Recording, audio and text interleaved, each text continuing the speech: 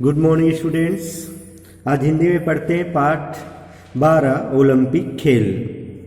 तो आप भी जो है पेज नंबर 91 पाठ 12 ओपन कर लीजिए और अच्छे से कंसंट्रेट होकर के समझिएगा आप इंटरेस्ट से लेकर के। ओके बच्चों, चलिए पढ़ते हैं। पाठ के बारे में दिया हुआ है। प्रस्तुत पाठ में प्राचीन व आधुनिक ओलंपिक खेलों की जानकारी दी गई है।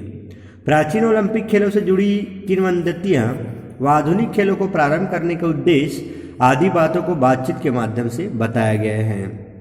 तो चलिए देखते हैं चैप्टर के माध्यम से। ओह, तुम सब यहाँ टीवी के सामने बैठे हो और मैं तुम सबको पार्क में ढूंढ रही थी। दर्शना अपने दोस्तों को शाम के समय टीवी के सामने बैठा देखकर हैरान थी। अरे दर्शना, क्या तुम्हें नहीं मालूम कि आज से ओलंपिक खेल शुरू होने वाले हैं? हम लोग रियो में होने वाले ओलंपिक खेलों का उद्घाटन समारोह देख रहे हैं। आओ तुम भी बैठो। एलिस ने दर्शना को कुर्सी पर बैठने का इशारा किया। हाँ, सुना तो मैंने भी है इन खेलों के बारे में, मगर ऐसा भी क्या है इन खेलों में जो तुम सब अपना सब खेल छोड़ करके यहाँ बैठे हो? दर्शना ने कुर्सी पर बैठते हुए प्रश्न किया। दर्शना, क्या तुम्हें मालूम है कि ओलंपिक खेल दुनिया के प्राचीनतम खेल हैं? पुराना खेल। ओलंपिक खेलों की शुरुआत 776 ईस्वी पूर्व ओलंपिया घाटी में हुई थी। मेरी दीदी ने बताया कि प्राचीन ओलंपिया निवासी ज्यूस को अपना इष्ट देवता मानते थे। एक बार ओलंपिया के मैदान पर महाबली ज्यूस प्रकट हुए। उनके भयंकर क्रोध से धरती फट गई। तब ज्यूस देवता को शांत करने के लिए वहां के लोगों ने घाटी में एक भव्य मंदिर बनवाया। बाद में ज्यूस के पुत्र हरक्यूलिस ने अपने पिता के सम्मान में खेलों की शुरुआत की। एलिस ने अपनी बात समाप्त की। उसकी बातें सुनकर हरकिसन ने कहा, मगर एलिस, मैंने तो ओलंपिक खेलों के बारे में यह सुना है कि हरक्यूलिस को उसके बुरे कर्मों की सजा के तौर पर एलिस के राजा आंगियस ने अपने विशाल तबेले की सफाई की जिम्मेदारी सौंपी। हरक्यूलिस ने राजा आंगियस की चुनौती स्वीकार कर ली और यह शर्त रखी कि अगर वह यह काम अकेले ही पूरा कर लेगा तो राजा को अपने पशुधन का 10वां हिस्सा उसे सौंपना पड़ेगा। राजा ने शर्त मान ली। तब हरक्यूलिस ने अल्फियस नदी का प्रवाह तबेले की ओर मोड़ दिया। पानी के बहाव से तबेला अपने आप ही साफ हो गया।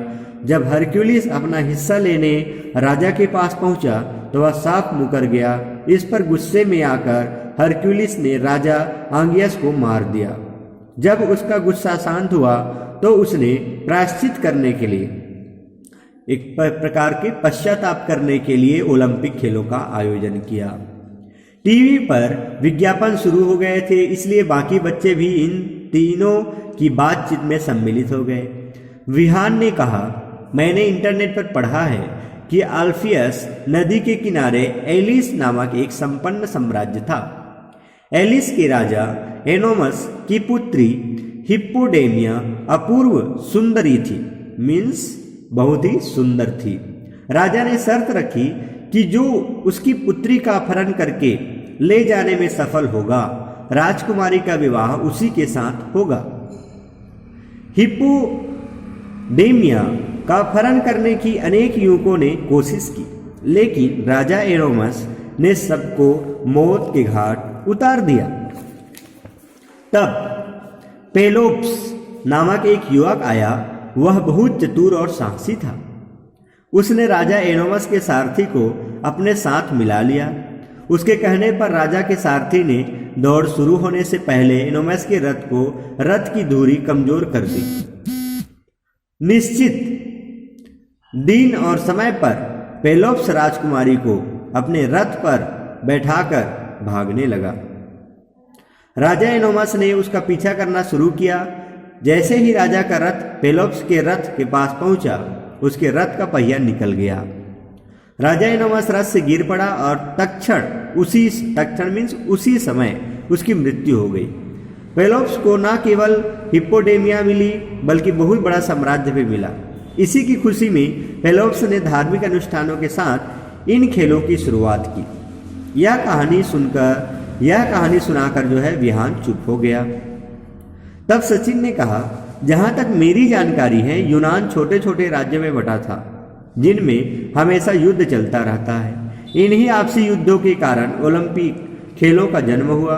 लेकिन इन सभी किंवदंतियों, कहावतों, बातों से एक बात तो निश्चित है कि ओलंपिया घाटी में खेले जाने के कारण ही इन खेलों का नाम ओलंपिक पड़ा। क्यों है न विहान? सचिन ने अपनी बात समाप्त कर विहान को देखा। विहान ने कहा, सचिन तुम बिल्कुल सही कह रहे हो। प्राचीन ओलंपिक खेल लगभग 1000 वर्ष तक आयोजित किए गए, लेकिन 394 ईस्वी में रोम के राजा थियोडोसियस ने इन खेलों को बंद करवा दिया। ओलंपिक खेलों के बारे में अब सबकी उत्सुकता बढ़ गई थी। दर्शना ने विहान से पूछा, विहान तो क्या हॉकी, जिम्नास्टिक जैसे खेल तब भी खेले जाते थे? विहान ने उत्तर दिया, नहीं दर्शना, प्राचीन ओलंपिक खेलों में रथ दौड़, घुड़दौड़, कुश्ती, मुक्केबाजी, भाला फेंक आदि खेल ही होते थे। प्राचीन ओलंपिक खेलों में जीतने वाले खिलाड़ियों को पुरस्कार के रूप में अनाज व पशु दिए जाते थे। बाद में उन्हें जैतून की पत्तियों से बना हार पहनाया जाने लगा। इन खेलों में पुरस्कार की अपेक्षा खिलाड़ियों को आदर व सम्मान अधिक दिया जाता था। विजेताओं की मूर्तियां बनाई जाती थी, उनकी प्रशंसा में कविताएं लिखी जाती थी। अच्छा विहान, ओलंपिक खेल तो रोम के राजा थियोडोसियस ने बंद करवा दिए थे, फिर दोबारा इनकी शुरुआत किसने की? एलिस ने विहान से प्रश्न किया। किसने प्रश्न किया? एलिस ने। और किससे किया? तो विहान से प्रश्न किया। ठीक है, क्या प्रश्न है कि ओलंपिक खेल तो रोम के राजा थियोडोसियस ने बंद करवा दिए थे, फिर दोबारा इनकी शुरुआत किसने की? तो इनका उत्तर में जो है विहान कहते हैं, आधुनिक ओलंपिक खेलों को प्रारंभ करने का श्रेय फ्रांस के पियरे डी कुबर्ते को जाता है। कुबर्ते का जन्म 1 जनवरी 1863 में पेरिस में हुआ था। उन्होंने राजनीति शास्त्र का अध्ययन किया व अक्सर अंतर्राष्ट्रीय समस्याओं के बारे में सोचते थे। कौन? कुबर्ते। उन्होंने महसूस किया कि खेलों के द्वारा ही विभिन्न देशों को एक मंच पर लाया जा सकता है। उन्होंने प्राचीन ओलंपिक खेलों को एक बार फिर 4 वर्षों के अंतराल पर शुरू करने की योजना बनाई। काफी प्रयासों के बाद कुबर्ते वर्ष 1896 में एथेंस में ओलंपिक खेलों को प्रारंभ करने में सफल हो पाए। तब केवल 9 देशों ने इसमें भाग लिया था, लेकिन वर्ष 1972 में म्यूनिख जर्मनी में आयोजित ओलंपिक खेलों में 122 देशों ने भाग लिया। 2 विश्व युद्धों के कारण 3 बार ओलंपिक खेल नहीं हो सके। विहान ने अपनी बात पूरी की। वाह विहान, तुम तो ओलंपिक खेलों के बारे में बहुत कुछ जानते हो। हमें इसके बारे में और कुछ और बताओ। दर्शना विहान के ओलंपिक खेलों से ओलंपिक ज्ञान से बहुत प्रभावित भी थी। विहान ने कहना शुरू किया, दर्शना ओलंपिक खेलों का आदर्श वाक्य क्या है पता है आपको? है ना, ये जो है कहते हैं कि दर्शना ओलंपिक खेलों का आदर्श वाक्य है सिटियस, अल्टियस, होटियस। ये तीनों शब्द लैटिन भाषा के हैं जिनका अर्थ है तेज, ऊंचा, शक्तिशाली। सिटियस का अर्थ तेज, अल्टियस का अर्थ ऊंचा, फोर्टियस का अर्थ शक्तिशाली। तेज, ऊंचा, शक्तिशाली। ओलंपिक खेलों का यह आदर्श वाक्य फ्रांस के फादर डिडॉन ने वर्ष 1895 में दिया था। किसने दिया था आदर्श वाक्य?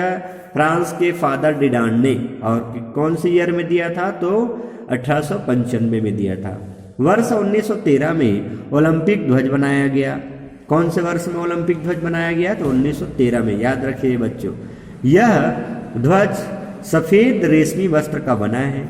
इस पर बने 5 छल्ले आपस में जुड़े हुए होते हैं। ये छल्ले 5 महाद्वीपों को दर्शाते हैं। वेरी इंपॉर्टेंट बच्चों, ठीक है। कौन कौन सा? अमेरिका, यूरोप, ऑस्ट्रेलिया, एशिया और अफ्रीका। इन पांचों जो महाद्वीपों को दर्शाते हैं कौन, इसमें बने 5 छल्ले जो आपस में जुड़े हुए होते हैं।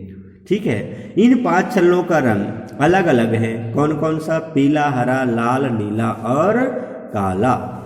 छल्लों का आपस में जुड़ना सहयोग तथा मैत्री का प्रतीक है, मित्रता का प्रतीक है।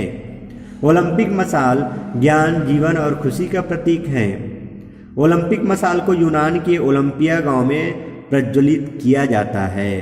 कहाँ प्रज्वलित किया जाता है, जलाया जाता है। ओलंपिक मशाल को यूनान के ओलंपिया गांव में ही प्रज्वलित किया जाता है। विभिन्न खिलाड़ी बारी बारी से दौड़ते हुए इस मशाल को लेकर उस स्थान तक पहुंचते हैं जहां पर ओलंपिक खेलों का आयोजन होना होता है। लेकिन प्रज्वलित कहाँ होता है, ओलंपिक मशाल जो है यूनान के ओलंपिया गांव में ही प्रज्वलित किया जाता है। और फिर वहां से दौड़ते हुए इस विशाल को लेकर उस स्थान तक पहुंचते हैं जहां पर ओलंपिक खेलों का आयोजन होना होता है। ओलंपिक खेलों का समापन समारोह पर ही ओलंपिक मशाल को बुझाया जाता है, तब तक का उसको प्रज्वलित किए रहते हैं। ठीक है बच्चों, अरे लो, ओलंपिक उद्घाटन समारोह का प्रसारण फिर से शुरू हो गया। हरकिशन की बात सुनकर सभी टीवी की ओर देखने लगे। तो इस प्रकार से बच्चों ये ओलंपिक खेल के बारे में इस चैप्टर में बहुत अच्छे से जो है बताया गया है। तो आप लोगों को भी अच्छा इसमें से नॉलेज मिला होगा, और क्या नॉलेज मिला, क्या समझे, ये सब मीटिंग में आप लोग ज़रूर कंसल्ट करिएगा। ये जो है यहाँ पर दिया गया है 5 छल्ले का रूप यहाँ पर और दिखाया गया है। ठीक है, इस प्रकार से इनका जो है ये ध्वज होता है ओलंपिक खेल का। ठीक है बच्चों, तो ओलंपिक ध्वज इस प्रकार से 5 छल्ले के रूप में ये इसका प्रतीक भी मैंने आप लोगों को बताया कि इसका प्रतीक है ये 5 महाद्वीप, अमेरिका, यूरोप, ऑस्ट्रेलिया, एशिया और अफ्रीका। ठीक है, इसमें से किसी को कुछ डाउट होने पर आप लोग मीटिंग में ज़रूर कंसल्ट करिएगा बच्चों। ठीक है, चैप्टर के आधार पर जो एक्सरसाइज दिए हैं उसको भी आप लोग कंप्लीट करिएगा। ओके।